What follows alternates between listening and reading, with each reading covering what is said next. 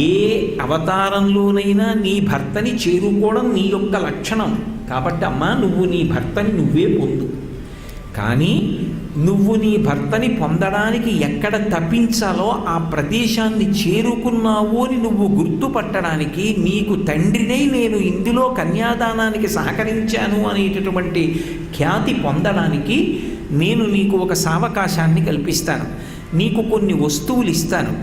ఆ వస్తువులు ఎక్కడ మార్పు చెందుతాయో అటువంటి ప్రదేశం పరమేశ్వరుడి గురించి నువ్వు తప్పించడానికి యోగ్యమైనటువంటి ప్రదేశము అని నువ్వు గుర్తుపట్టవచ్చు అన్నాడు కాత్యాయన మహర్షి.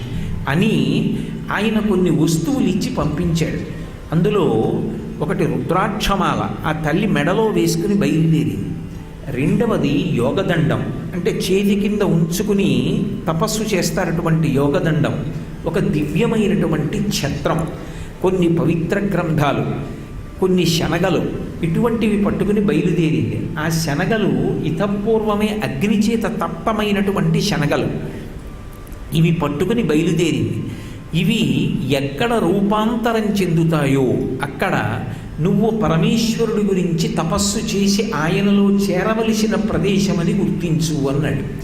ఆమె సత్యవ్రత క్షేత్రాన్ని చేరుకుంది. సత్యవ్రత క్షేత్రమని కాంచీపురానికి పేరు.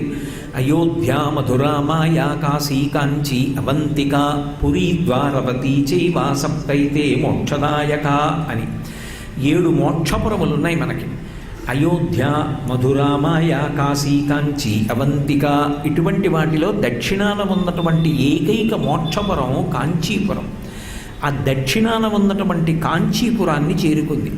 చేరుకుని ఆ తల్లి ఆ కాంచీపుర ప్రవేశం చేస్తున్నటువంటి సమయంలో ఈ వస్తువులు మార్పు చెందే.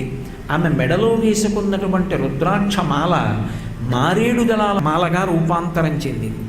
ఆమె చేతి కింద పెట్టుకోవలసినటువంటి యోగదండం సర్పాకృతిని పొందింది, త్రిశూల రూపాన్ని పొందింది.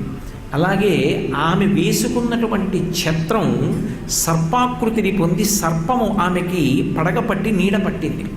ఆమె చేతితో పట్టుకున్నటువంటి పుస్తకం కామధేను రూపాన్ని పొందింది. ఆమె వెంట తెచ్చినటువంటి అగ్నితప్తమైనటువంటి శనగలు మొలకలెత్తాయి.